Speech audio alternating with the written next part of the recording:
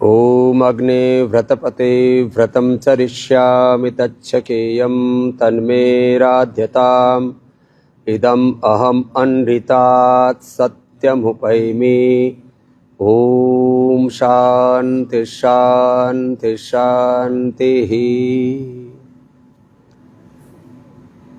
ये हमारे नए योगी सन्यासी बनने के लिए नई आत्माएं आ गई हैं। कुछ 12वीं करके आए हैं, कुछ BA MA graduation, post graduation और मैनेजमेंट के कोर्स, एडवोकेसी के कोर्स, बहुत अलग अलग तरह की पढ़ाई भी पढ़ करके आए हैं। धन्यवाद। अभी रामनवमी से प्रारंभ करके और अभी गुरु पूर्णिमा तक ये नए सन्यासियों की भर्ती का कार्यक्रम हमने शुरू किया हुआ है। तो उसमें 2 बातें खास कहना चाहते हैं बच्चों। अभी एक हमने वेद की ऋचा बोली कि हम गुरु को, भगवान को, पूरे अस्तित्व को, सारी दैवी शक्तियों को, सिद्धों को, रामकृष्ण, हनुमान, शिव, देवाधिदेव महादेव को, भगवान भगवती को साक्षी मान करके सत्य व्रत पर चलने का संकल्प लेते हैं। ओम अग्ने व्रतपते व्रतम चरिष्यामि। और उस व्रत को फिर निभाना। महर्षि दयानंद ने 2 संदर्भ बार बार कहे हैं। प्रारब्धे न खलु विघ्न भयेन नीचे प्रारब्धे विघ्न विहृता विरवन्ति मध्याः विघ्न ही पुनः पुनरपि प्रत्यहन्यमाना प्रारब्धे चोत्तम जना न परित्यजन्ति निंदन्तु नीति निपुणा यदि वास्तवन्तु लक्ष्मी समाविश्यतु गच्छतु वा यथेष्टम अद्यैव मरणमस्तु युगान्तरे वा न्यायात् पथ प्रविचरन्ति पदम न धीरा। जीवन में पहली बात तो बड़ा निर्णय लेना कठिन है कि हमें पूर्ण ब्रह्मचर्य के साथ जीवन जीना, ऋषि ऋषिकाओं के सच्चे वंशधर बन करके, ऋषि ऋषिकाओं के जीवंत विग्रहवान स्वरूप बन करके, उनके अनुगामी बन करके, ऋषियों के ऋषित्व को, देवों को देवत्व को, वीरों के वीरत्व को, वीर वीरांगनाओं के वीरत्व को, ऋषि ऋषिकाओं के ऋषित्व को अपने भीतर आत्मसात करके। और ये तो सत्य है कि हम ऋषि ऋषिकाओं के ही वंशधर हैं, उन्हीं की संतान है। हमारे DNA में देवत्व है, रामत्व है, कृष्णत्व है, हनुमत्व है, शिवतत्व है और मूलतः हम सब आत्म तत्व हैं। आत्मा, हम शुद्ध हो, हम बुद्ध हो, हम मुक्त हो। हम लेकिन हम इस भाव चेतना में रह नहीं पाते, लोअर कॉन्शियसनेस में आ जाते हैं। 4 तरह की चेतना वाले होते हैं। एक दैवी चेतना वाले, दिव्य मेधा वाले, दिव्य ज्ञानी। एक फिर होते हैं सात्विक चेतना वाले, एक होते हैं मध्यम चेतना वाले और फिर एक होते हैं अधम चेतना वाले। व्यक्ति जो है उस दिव्य चेतना से, सात्विक चेतना से, मध्यम चेतना से अधम चेतना की ओर गिरता रहता है। कहेंगे कैसे? पेड़ से पत्ता नीचे की तरफ गिरता है कि ऊपर की ओर? क्यों? गिरने में जोर, उठने में पावर लगानी पड़ती है। एक 100 लीटर की, 1000 लीटर की पानी की टंकी है, 100, 200, 500 फीट ऊंची है, क्योंकि पूरे लाखों लोग शहर में रहते हैं, उनकी सप्लाई जानी है। तो उसमें पानी भरने के लिए पावर लगाना पड़ता है, अपने आप चला जाता है? नीचे से क्या लगानी पड़ती है? मोटर लगानी पड़ती है। ऊपर पानी चढ़ा है, नीचे से टंकी खोल दो, अपने आप निकल जाएगा। हिमालय में कहते हैं ना, उल्टी गंगा चढ़ा रहे हैं भैया। तो हिमालय में गंगा चढ़ाओ तो जोर लगाना पड़ेगा ना, ऐसे तो नहीं चली जाएगी। और पानी नीचे की ओर, पानी ढलान की ओर, पत्ता नीचे की ओर अपने आप गिरता है। गिरता हुआ पत्ता पतन का प्रतीक है, गिर रहा है। उठने के लिए तो जोर लगाना पड़ेगा। गिरना है तो कुछ करने की जरूरत नहीं, प्रमाद करो गिर जाओ। प्रमाद ही पतन का कारण है। पुरुषार्थ करने के लिए आदमी को जोर लगाना पड़ेगा। ज्ञान में पुरुषार्थ, भक्ति में पुरुषार्थ, विद्याभ्यास में पुरुषार्थ, योगाभ्यास में पुरुषार्थ, सत्कर्म के पालन में पुरुषार्थ, और फिर उसके साथ साथ अनंत दिव्य गुणों की श्रृंखला है। धीरज भी रखना पड़ता है, विवेक के साथ, विनय के साथ, फिर वीरता भी रखनी पड़ती है, शौर्य भी रखना पड़ता है, और उसमें एक अविचलित मति, अविचलित भक्ति, अविचलित अपना कर्म पुरुषार्थ, तब जाकर के व्यक्ति कुछ कर पाता है। तो चलो, जो आपको मैं बात ही बताना इसलिए चाह रहा हूं कि निर्णय करना कि मुझे सन्यासी बनना है। आजकल सन्यासियों का अकाल पड़ा हुआ है। बुद्धों में तो फिर भी सन्यासी बन जाते हैं, सनातन धर्म में तो पता नहीं ऐसे भोग विलासिता और पता नहीं किधर हम गिरे जा रहे। सनातन धर्म में सन्यासियों का अकाल सा पड़ा हुआ। मठ मंदिर शैव हो, शाक्त हो, वैष्णव हो, उनकी परंपराओं का लोप होता जा रहा है। मठ मंदिर उजड़ रहे हैं। हमारे यहां पर देश में कम से कम 10 लाख से ज्यादा तो देवस्थान है। पहले हर गांव में क्या होता था, ग्राम देवता, कुल देवता, फिर उस क्षेत्र में एक बड़ा देवता, क्षेत्र देवता, फिर तीर्थ देवता। ऐसे पूजा पाठ करते हुए क्या बोलते थे, ग्राम देवताभ्यो नमः, कुल देवताभ्यो नमः, क्षेत्र देवताभ्यो नमः, तीर्थ देवताभ्यो नमः, स्थान देवताभ्यो नमः, वास्तु देवताभ्यो नमः। देवत्व से ओतप्रोत लोगों का जीवन था। बुरी बातों की तरफ, अश्लीलता की तरफ, भोग वासनाओं की तरफ ध्यान ही नहीं जाता था। ये भोग प्रधान देश नहीं, क्या है ये, योग प्रधान देश है। तो जैनों में फिर भी सन्यास को बहुत गौरव देते हैं, तो वहां पर फिर भी सन्यासी मिल रहे हैं। और कैसे, कोई कपड़ा नहीं, दिगंबर सन्यासी। ठीक है, पतन थोड़ा बहुत सब जगह हुआ है, मैं अपवाद की बात नहीं कर रहा हूं।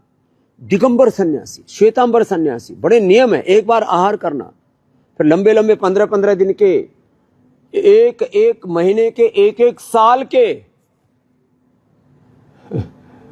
उपवास करना। और दिगंबरों में भी सन्यासी मिल जाते, फिर बौद्धों में सन्यासी बहुत मिल जाते। एक परिवार में एक सन्यासी, ऐसा तो सब नहीं तो 100 में से 10 तो कर ही लेते इस काम।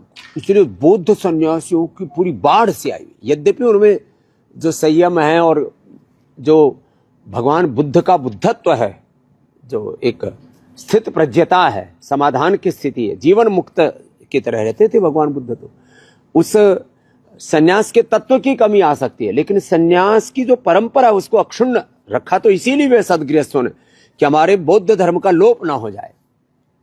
तो हमारे भाई सनातन धर्म के सन्यासियों का लोप हो जाएगा यदि सन्यासी नहीं बनेंगे। और किसी के बनने बनाने की भी बात नहीं, एक आत्मा की मूल मांग है कि मुझे सन्यास के मार्ग पर चलना, मुझे तप के मार्ग पर चलना है, पूर्ण ज्ञान, पूर्ण भक्ति, पूर्ण पुरुषार्थ, पूर्ण परमार्थ के मार्ग, पूर्ण पवित्रता के मार्ग पर चलना है, पूर्ण संयम के मार्ग पर चलना है। ये तो सन्यास है और ये आत्मा की मूल मांग है। Just basic desire, basic ambition of all souls, basic nature of all souls. प्रत्येक आत्मा का जो मूल स्वभाव, उसकी जो मूल प्रकृति है, वो सन्यास की है, अध्यात्म की है, तब त्याग की है, ब्रह्मचर्य की है। ब्रह्मचर्य तो सभी जीवों में स्वाभाविक रूप से सृष्टि क्रम को आगे बढ़ाने के लिए भी, केवल संतति उत्पत्ति के लिए केवल शरीर संबंध करते हैं जीव। रोज की रोग भोग विलासिता, कुत्ते बिल्ली गाय भैंस, कोई भी जीव हो, हाथी घोड़ा शेर आदि, कोई भी जीव जंतु भोग विलासिता के लिए शरीर संसर्ग नहीं करते। लेकिन मनुष्य में पता नहीं क्या गिरावट आ गई। हमारे यहां तो गृहस्थ में जाने के लिए प्रेरित किया जाता था। आचार्याय प्रियाधनम आहृत्य प्रजा तंतु मां विविच्छेद सी, ऐसा बोलते थे। ऐसा बोलते थे कि बेटा आप जाओ, तुम्हारी विद्या पूरी होगी, अब गृहस्थ बन जाओ। बोले नहीं, मुझे तो इसी मार्ग पर चलना है, संयम के मार्ग पर, ब्रह्मचर्य के मार्ग पर। पूरा ब्रह्मचर्य सूक्त है, ब्रह्मचर्य सूक्त की पुस्तक है ना, वो सबको देना इनको, रोज एक उसका मंत्र पढ़ना। ब्रह्मचारी संसरते रोदसी उभे तस्मिन् देवाः समनसो भवन्ति सदाधार पृथ्वीं दिवं च आचार्यं तपसा विवर्ति। ब्रह्मचर्य सूक्त पढ़ के ना ऐसे ओज तेज से भर जाते हैं। पूज्य स्वामी नरेंद्र देव जी महाराज एक मंत्र रोज पढ़ाया करो इनको। हाँ, ब्रह्मचर्य सूक्त का। समझ में आई बात बच्चों? तो हम 3 बातें कहना चाहते हैं। एक तो भाई कुछ बड़ा साहसपूर्ण निर्णय करो जीवन में। एवरेज लाइफ सब लोग जीते रहते हैं, खाना पीना, बच्चे पैदा करना, फिर मर जाना। आहार निद्रा भय मैथुनम सामान्य में तत् पशुभिर्नराणाम धर्मो हितेषाम योगो हितेषाम अधिको विशेषो योगे नहीना पशुभिः समाना। नहारम चिंतयेत प्राज्यो योगम एकम धर्मम एकम ही वेदम एकम ही चिंतयेत आहारो ही मनुष्याणाम धर्मना स जायते। तो ये स्मृति वाक्य है हमारे।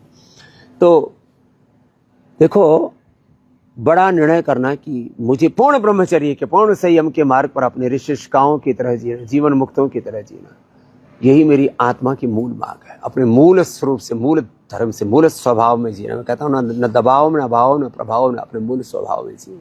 स्वभाव अध्यात्म उच्यते, श्रीमद् भगवद गीता 8वां अध्याय 3रा श्लोक। ऐसे जीना चाहिए। फिर निर्णय तो ले लिया कई बार, देखते हैं अरे स्वामी रामदेव देखो कितना पुण्य कर रहे हैं, कितने लोग स्वामी रामदेव को प्रेम करते हैं। अच्छे लोगों से भी इंस्पिरेशन मिलता है। कई बार जो है आजकल इन्फ्लुएंसर्स के नाम पर गलत बातें बताने वाले, कहने वालों की भी कमी नहीं। पूरी दुनिया में तबाही मची पड़ी है भोग विलासिता की। चलो छोड़ो। तो बड़ा निर्णय लेके बाद उसको निभाना कि भाई मुझे अब अपने इस ब्रह्मचर्य के मार्ग से, इस संयम के मार्ग से, संन्यास के मार्ग से, ऋषियों के मार्ग से डिगना नहीं है। देखो, ये हमारे पुरखों की परंपरा रही है। रघुकुल रीत सदा चली आई, प्राण जाए पर वचन न जाए। का मतलब यह है कि जो एक बार संकल्प कर लिया, इसी को मैं हर दिन बोलता रहता हूं, विकल्प रहित संकल्प, अखंड प्रचंड पुरुषार्थ। जो सोच लिया एक बार कि मुझे ऐसा करना है और ये मेरे जीवन का ध्येय मैंने बना लिया है, निर्णय तो करना ही पड़ेगा। या तो गृहस्थ बन जाओ या तो सन्यासी बन जाओ। कोई भी निर्णय, चाहे वो ज्ञान के क्षेत्र में, कार्य के क्षेत्र में, विधायिका में, कार्यपालिका में, न्यायपालिका में, health, education, research, innovation, invention में, फिर ये जीवन के 2 मार्ग हैं। एक श्रेय मार्ग है, एक प्रेय मार्ग है। एक पूर्ण ब्रह्मचर्य का मार्ग है, एक सदगृहस्थों का मार्ग है। वैसे आजकल लोग तो 99% ना तो पूर्ण ब्रह्मचर्य का पालन कर रहे हैं, ना सदगृहस्थ। गृहस्थ में जाकर के भी, वहां पर भी भोग वासना में और पता नहीं किन किन कर्मों में, क्या कुकर्मों में ज्यादातर लोग तो असंयम में जीवन जीते रहते हैं। न खाने पीने का संयम, न आहार का, न विचार का, न वाणी का, व्यवहार का। हमारे पूर्वज जो गृहस्थ ऋषि ऋषिकाएं संत होते थे, वो भी तो कितने पवित्रता से जीवन जीते थे। उनको देह का एहसास ही नहीं होता था। क्या होते थे? देहातीत। कैसे होते थे हमारे संत? देहातीत, गुणातीत, भावातीत, जीवन मुक्त, सदगृहस्थ होकर के भी ऐसे होते थे। होना तो यही चाहिए, लेकिन हो नहीं रहा। चलो छोड़ो, वो हमारा मार्ग नहीं है। हमने यदि संन्यास का मार्ग चुना है तो हमारा मार्ग है पूर्ण संयम का मार्ग, पूर्ण ब्रह्मचर्य का। हमारे हरि ही एकमात्र हमारे आलंबन है, हमारे गुरु ही हमारे एकमात्र आलंबन है। 100% उन्हीं से हमारी प्रीति है। कोई भी देह में हमारी आसक्ति नहीं है। क्या स्त्री का देह, क्या पुरुष का देह, क्या किसी की चमड़ी, क्या किसी की दमड़ी, क्या कोई सत्ता, संपत्ति, रूप, ऐश्वर्य, सारे जगत के क्षणिक आकर्षण, प्रलोभन, कोई हमें मोह नहीं सकता। दुनिया में तो पुष्पम दृष्ट्वा फलम दृष्ट्वा दृष्टा च नवयोनम एकांते कांचनम दृष्ट्वा कस्य नो विचलित। मैंने सुनते रहते हो ना, सुंदर सा फूल देखो, पुष्पम दृष्ट्वा, सुंदर सा फल देख लो। जंगल में, बियड जंगल में कोई इसका धनी नहीं है। माने एक तो होती है ना, किसी की खेत में फल लगाओ, जंगल में सुंदर फूल, सुंदर फल। अब जैसे आम का सीजन आने वाला, आम लगाओ। अब हम वहाँ यूरोप में गए, वहाँ बगीचे ऐसे हजारों एकड़ में अंगूर के और सेव के बगीचे। तो हम एक जगह रुक गए, तो हमने किसी से पूछा यहाँ में फल खाने क्या तरीका है हमको? बोले जी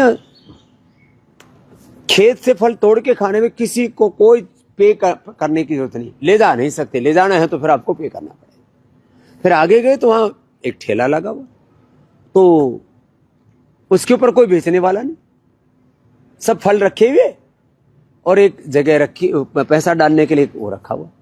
पैसा डालो और लेके जाओ, कोई चोरी नहीं कर रहा। ये अपने आंखों से देखी हुई बात बता रहा हूं। लेकिन हो क्या रहा? पुष्पम दृष्ट्वा फलम दृष्ट्वा दृष्ट्वा च नव यौवनम। एकांत में फूल देखें, कोई फल देखें, कोई यौवन देखें तो बोले इसको भोग लो। कोई देख ही नहीं रहा। उमड़ती हुई जवानी है, एकांत में कोई पूछने वाला, देखने वाला नहीं है, तो आदमी पगला जाता है। माता यस्य पिता, माता यस्य पतिव्रता, पिता च यस्य धार्मिक, गुरुर यस्य महायोगी, तस्य नो विचलित। ऐसा मन हमारा होना चाहिए कि मैं एक पतिव्रता माँ की संतान हूं, एक धार्मिक पिता की संतान हूं, एक योगी गुरु का शिष्य हूं, मेरा मन विचलित नहीं हो सकता। ऐसी मन में भावना रहनी चाहिए। तो व्रत लेना, फिर उसको निभाना, यदि 2 काम हो जाए, ये तो एक व्रत की मैंने बात की, ब्रह्मचर्य की, संन्यास के व्रत की।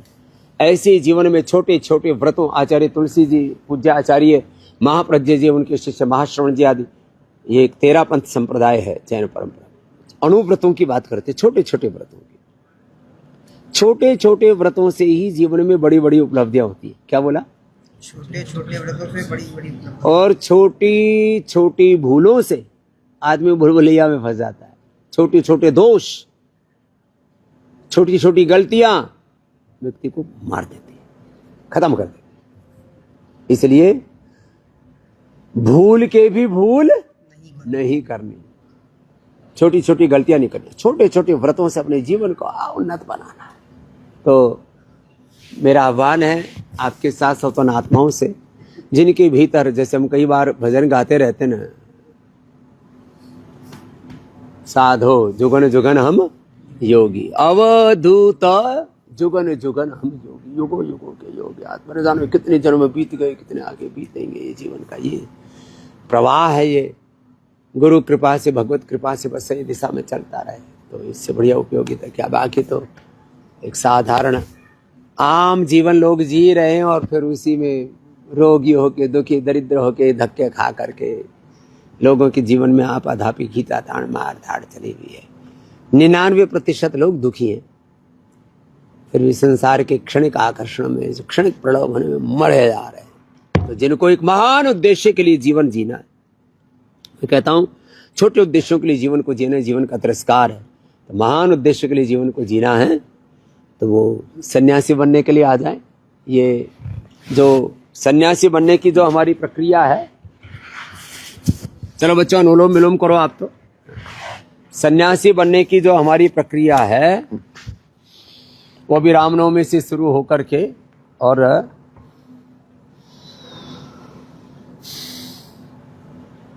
गुरु पूर्णिमा तक चलेगी।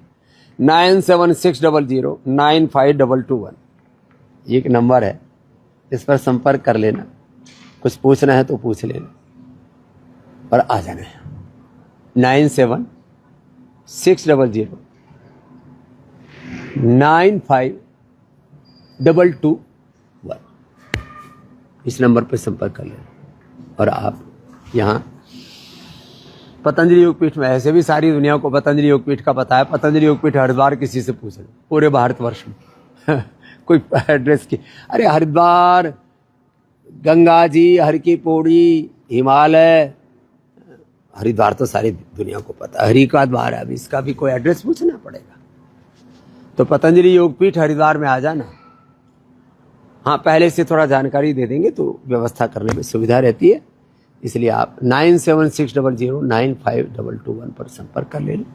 एक बार सूचना दे देना। हमारे पूज्य स्वामी विनय देव जी इस पूर्णकालिक जो संन्यास की परंपरा में आना चाहते हैं, जो इस संयम के मार्ग पर, ब्रह्मचर्य के मार्ग पर ऋषि ऋषिकाओं की सच्चे वंशज बनना चाहते हैं, बेटों के लिए भी, बेटियों के लिए, भाइयों के लिए भी, बहनों के लिए भी, ऐसे पवित्र आत्माओं के लिए जो अपना पूरा जीवन, भगवान मेरा जीवन देश के लिए हो, संसार के लिए, उपकार के लिए हो, आत्मन मोक्षार्थम जगत हिताय जो जीना चाहते हैं, ऐसे भाई बहनों के लिए संत सहे दुख पर हित लागे, पर दुख हेतु असंत अभागी,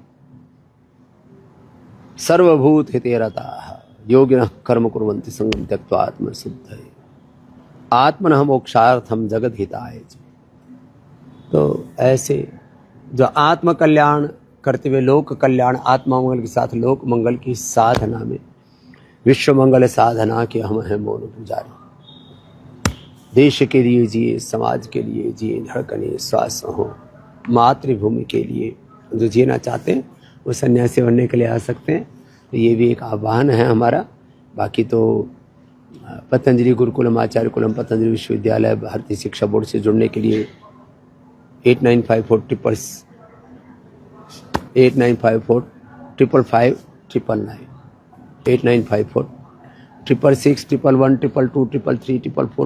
तो पतंजलि वेलनेस योग मंडल में एडमिशन के लिए 1800-296-1111-002961111 ये यहाँ पर निःशुल्क चिकित्सा परामर्श आदि के लिए। तो कुछ नंबर आपको पता होना चाहिए। 8954 और 999 ये नंबर है, इन पर संपर्क कर लेना।